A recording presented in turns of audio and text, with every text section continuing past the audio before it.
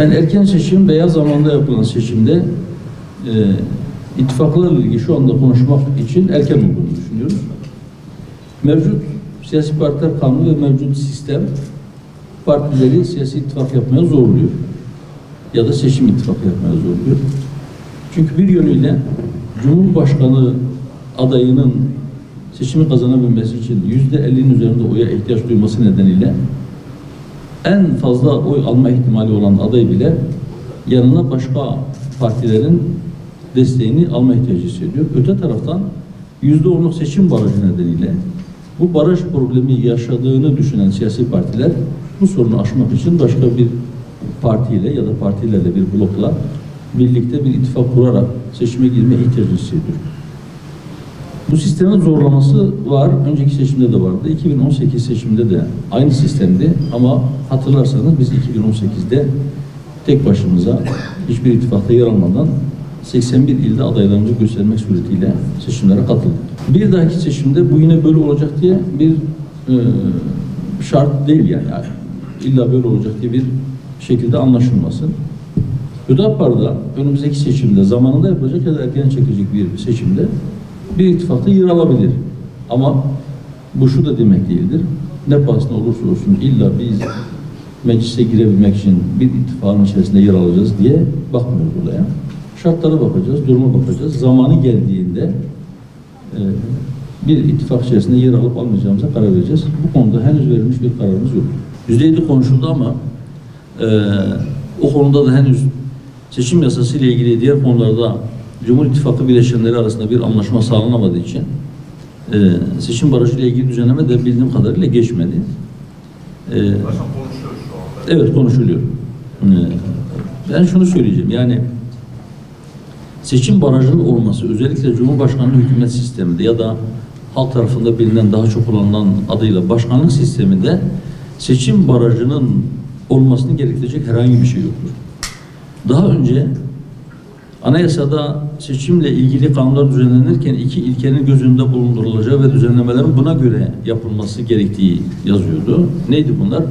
Bir, temsilde adalet; iki, yönetimde istikrar. Parlamenter sistem ile Türkiye yönetilirken çok parçalı koalisyonlar oluşmasın diye az sayıda partinin meclise girmesi ve %10'u aşamayan partilerin baraj nedeniyle meclis dışı kalması tercih ediliyordu. Yani özetle yönetimde istikrar adına temsilde adalet kurban ediliyor. Fakat bugünkü sistemde zaten Cumhurbaşkanı olacak olan kişi, yani hükümet olacak olan kişi tek başına birinci turda ya da olmazsa eğer ikinci turda %50'den fazla oy almak zorundadır. Dolayısıyla seçim barajının artık herhangi bir anlamı kalmamıştır. Hukuki, siyasi ya da ahlaki hiçbir gerekçesi yoktur. Bu nedenle biz diyoruz ki baraj sıfırlanmalıdır, baraj olmamalıdır.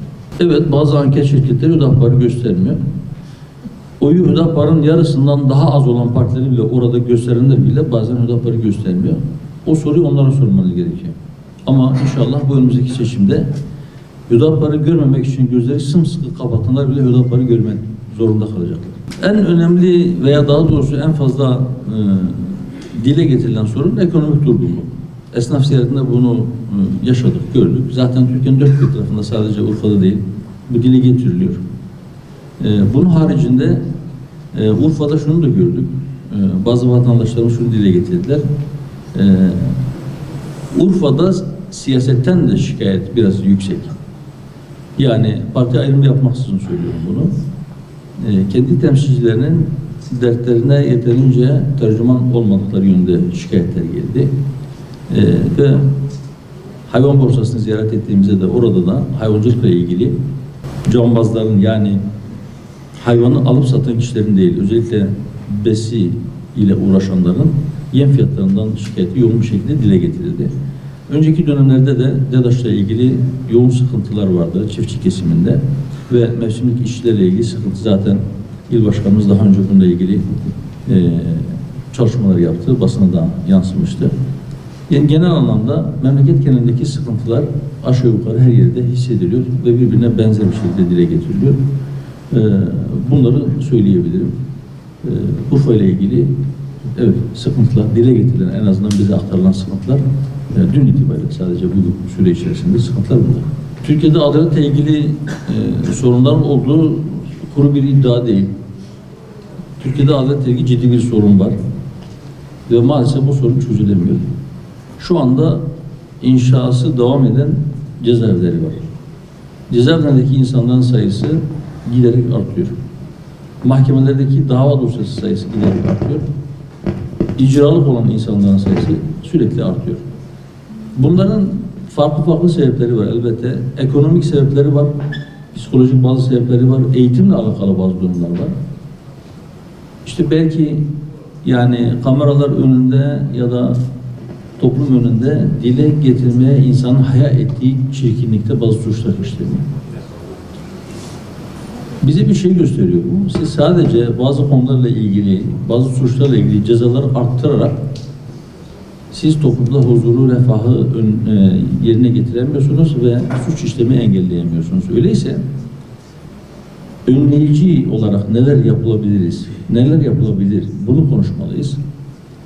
Mutlaka eğitim sisteminin de gözden geçirilmesi lazım ve adalet sistemiyle ilgili de bazı ciddi adımlar atılması lazım. Bazı adımlar atılıyor. Mesela işte en son 5. yargı paketi geçti. Bu 5. yargı paketinde olması beklenen bazı hususlar vardı. Mesela bir kısmı işte genç evlilik nedeniyle mağdur olmuş olan insanlar bir çözüm bekliyorlardı. Malumunuz binlerce insan ailelerinin rızasıyla, onayıyla, düğün dernekle, toplumun örf ve geleneğine uygun bir şekilde düğün yaparak evlendikleri halde sadece düğün tarihinde gelinin yaşı nedeniyle istismarcı hem de çocuk istismarcısı olarak nitelendirilip cezaevine atılan insanlar var. Bu vesileyle ben 2 hafta önce İstanbul İl Başkanlığımızda beni ziyaret eden bir ailenin durumu ve onların söylediklerini de burada kayda geçmesi açısından söyleyeyim. Evlendikleri tarihte yaşları genç olan bir çift ve bunun bu nedenle cezaevine atılan, istismarcı diye damgalanan cezaevine atılan fakat pandemi nedeniyle cezası az kaldığı için evine izne gönderilen bir genç adam yanında eşi ve 3 tane çocuğuyla beraber bizi ziyaret ettiler. Bu kişi şöyle söz aldı. Dedi ki ben devletin nazarında sapık birisiyim. Devlet bana sapık dedi. O bana ceza verdi. Beni cezaevine kapattı. Şu yanımda oturan kadın da benim mağdurum. Güya ben onu mağdur etmişim. Şu 3 çocuk da bizim çocuklarımız. Devlet bana ceza verdi. Beni cezaevine koydu. Sonra da hastalık nedeniyle bana sen izinlisin. Evine git dedi. Ben de o sapık kişi olarak şu mağdur kadının evine gittim. Şu anda onunla beraberim dedi. Şimdi bu nasıl bir sistem? Herkesin şapkasını önüne koyup onu düşünmesi gerekiyor.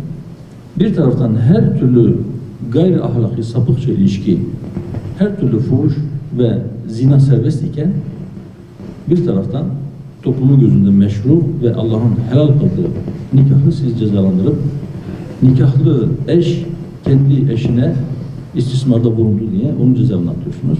Bunlar ciddi sorunlar. Bunlar toplumsal yaralarımız ve mutlaka bunlara çözüm bulunması gerekir.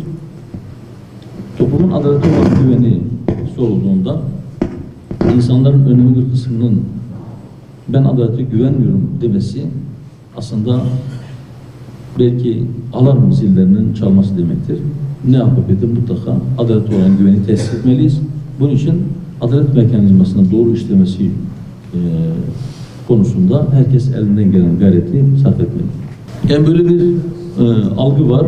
Bu genel bir algıdır, evet. Ama biz memleketin 7 coğrafi bölgesinin tamamında çalışmalarımız var. Teşkilatlanmalarımız var. Birkaç yerde söyledim. Mesela 2 hafta önce işte İstanbul'dayken orada ilçe başkanlarımızla bir araya geldik. Bazı ilçelerimizde mahalle teşkilatlanmaları bile tamamlanmış. Yani sadece burada değil, sadece Urfa ve civarında değil, Marmara bölgesinde de, Ege bölgesinde de, Akdeniz bölgesinde de, Orta Anadolu'da da, Doğu'da da her tarafta teşkilatlanmalarımız vardı, çalışmalarımız devam ediyor. İnşallah biz 81 vilayetinin tamamında teşkilatlarımızı tamamlayıp 84 milyon vatandaşımızın hepsine hitap etmek ve sorunlarına çözüm bulmak azmindeyiz.